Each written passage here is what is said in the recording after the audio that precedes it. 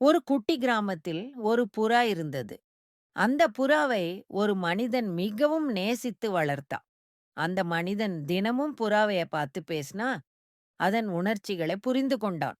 அந்த புறா சின்ன சின்ன சிரிப்பிலும், அதன் நடையிலும் மனிதனின் மனசுக்கு அமைதி கொடுத்தது. ஒரு நாள் புறா காயமடைந்தது. அந்த மனிதன் அதை கவனித்து மருத்துவம் செய்தாலும் புறாவின் நிலை நன்றாக இல்லை. ஆனாலும் அவர் புறாவை ஒருபோதும் விட்டுவிட்டு ஓடவில்லை. அப்படியும் அதை அவரால் காப்பாற்ற முடியவில்லை. அந்த புறா இறந்த நாளில் மனிதன் உணர்ந்தான். உண்மையான அன்பு, உண்மையான நேசம் அது காண்பதற்காக அல்ல, கொடுப்பதற்காகவே இருக்கிறது.